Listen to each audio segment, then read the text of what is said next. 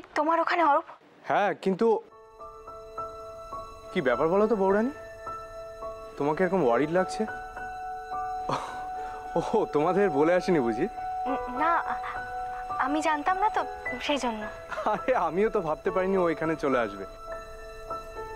এসে বলছে কিনা আমায় সারপ্রাইজ দিল। আচ্ছা তাড়াতাড়ি এসো, এখানে অনুষ্ঠান কিন্তু শেষের দিকে। আমি রাখছি।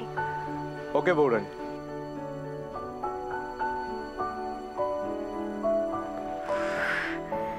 নিশ্চিন্ত হলাম। কি হলো?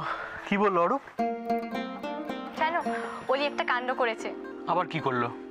তিনি তার বরকে আনতে সোজা নার্সিং হোমে চলে গেছেন। বাবা, ঝিলমিলের সাথে দিন তাহলে অরূপেরও একটা পাওনা হলো। আমি তো খুব খুশি হয়েছি। তাই?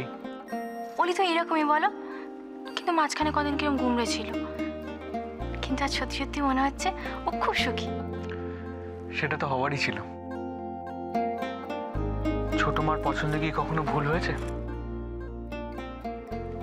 দেখেছো, নিচে অত কাজ পড়ে রয়েছে আর আমি এখানে বসে। আমি কাছে এলেই তোমার কাজের কথা মনে পড়ে না? আর এতক্ষণ যখন উলির কথা ভাবছিলে তখন কোনো কাজ ছিল না নাকি? আমার কথা ভাবাটা তুমি কাজের মধ্যে ফেলো না? ছাড়ো ছাড়ো না, যেতে হবে আমাকে।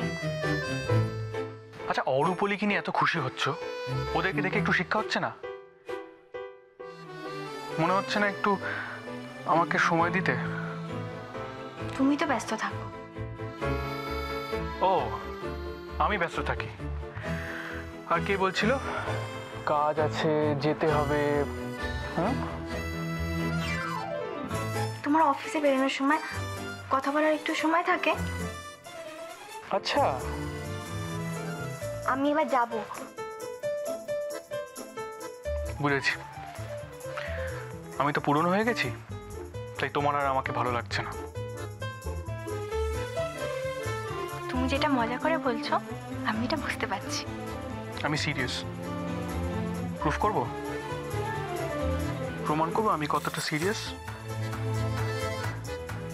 দেখো, বাড়ি ভর্তি লোকজন, কেউ এসে যাবে।